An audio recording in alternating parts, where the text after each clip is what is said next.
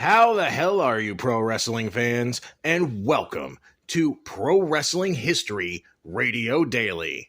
I'm your host, the eclectic gentleman, Stephen Watts, and I hope you're having an amazing day. Now it is time for us to look at those pro wrestling births, deaths, title changes, and those amazing moments for this day in pro wrestling history. But before we get started, don't forget to like, share, and subscribe. And without further ado, let's get our wrestling nerd on. All right, everyone, it is February 21st, and we're going to start off as we always do on a positive note. That's right, these are your pro wrestling birthdays. 1951, probably the greatest heavyweight luchador of all time, Dos Carazas. 1961, female legend Rhonda Singh. WWF fans might know her better as Bertha Faye. Moving on up, 1979. Watch out, because he's spitting apples. It's Carlito. 1980. Former NWA heavyweight champion. I can't believe I'm saying that. But Tyrus. And then last but not least, for our birthdays, 1994. Ricky Starks. Now, with Ricky, do we see him staying in AEW, or do you see him eventually going to the WWF? And then comparing him, is he too much like The Rock, or just influenced? You know, LA Knight gets a lot of crap because he's a lot like Rock and Stone Cold, but Ricky Starks is like a blatant ripoff of The Rock, but can do more in the ring. I don't know. Let me know in the comments below. All right. Of course, on the flip side of that coin, these are your pro wrestling deaths for February 21st. 2017, our one and only Bruiser Bedlam, of course known for being in Smoky Mountain Wrestling and being Jim Cornette's bodyguard, as well as a Dark Side of the Ring episode. And we're just going to leave it there so we have no legal issues. All right, enough of the sad stuff. Let's get to the meat and potatoes. That's right, we're going to do your pro wrestling big moments and your title changes for this day in wrestling history. And looking at it, folks, it was a pretty quiet day in wrestling history, so this is going to be a quick little radio show here today. We're starting off in 1993. WCW held their Super Brawl 3 pay-per-view in Asheville, North Carolina at the Civic Center. This was the first show run by Eric Bischoff and Ole Anderson after the departure of Cowboy Bill Watts. This is considered to be one of the best WCW shows ever from top to bottom. And since we're short on topics today, let's go over the whole card. Brian Pillman and Steve Austin defeat Eric Watts and Marcus Alexander Bagwell.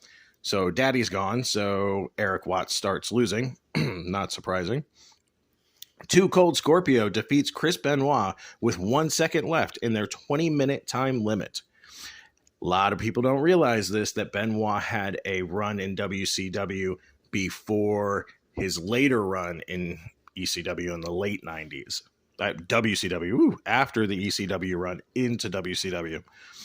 Easy for me to say. Davey Boy Smith defeats Bill Irwin in his WCW debut. Cactus Jack defeats Paul Orndorff in a Falls Count Anywhere match. And then the Rock and Roll Express defeated Smoky Mountain Wrestling Tag Team Champions, the Heavenly Bodies, Tom Pritchard and Stan Lane, via disqualification. The match was a special attraction put together by WCW while Cowboy Bill Watts was in charge, and would prove to be the final appearance for the Rock and Roll Express and the Heavenly Bodies and Jim Cornette in WCW.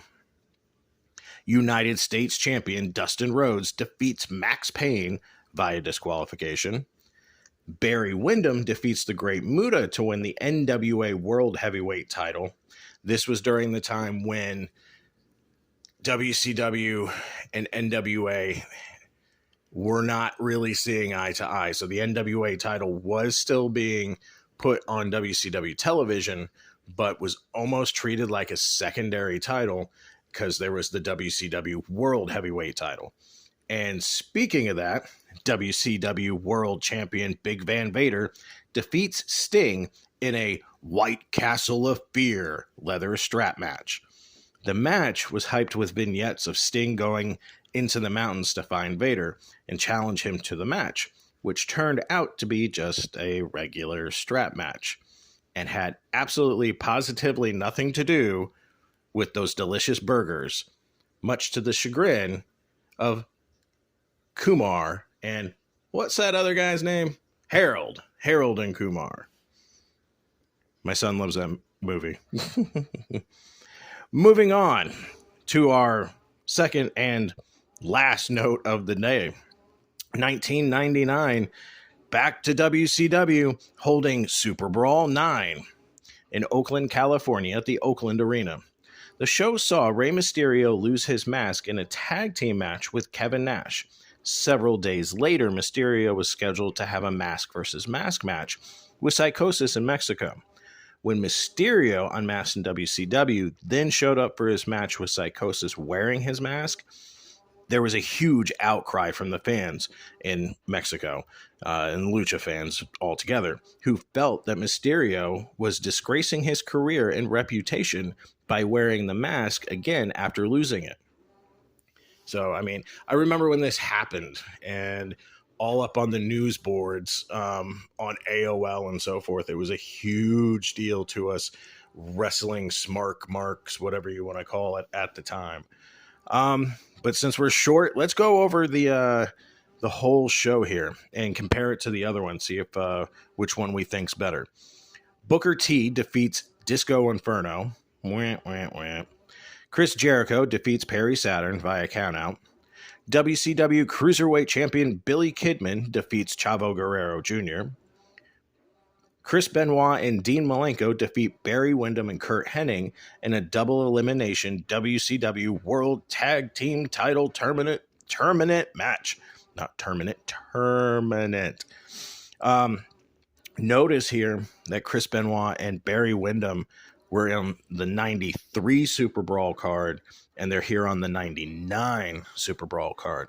The only two people who were on both. Moving on, Kevin Nash and Scott Hall, subbing for Lex Luger, defeats Conan and Rey Mysterio Jr. when Nash pinned Mysterio, and the aforementioned, if Rey lost, he had to unmask. But if Nash and Hall had lost, Miss Elizabeth would have had to shave her head bald, which no one wanted to see Miss Elizabeth with a bald head. Moving on, WCW World Television Champion Scott Steiner defeats Diamond Dallas Page. And then Scott Hall doing double duty in one night, which, given his issues at the time, is quite amazing. Scott Hall defeats Roddy Piper to win the United States title. Then Bill Goldberg defeats Bam Bam Bigelow. And in the main event, WCW World Heavyweight Champion Hulk Hogan defeats Ric Flair. Hogan beat Flair so many times in WCW. It's amazing to me that Flair was actually the one who really pushed and brought Hulk in. But, all right, well, comparing those two shows, I would definitely say the 93 card was way better, even though it had more countouts and disqualifications. But what do you all think? Tell me in the comments below. But that's it, folks, because we don't cover anything after 2000, so a slow day in pro wrestling history. I hope you're all having an amazing day. Take care of yourself and each other, and we'll see you tomorrow.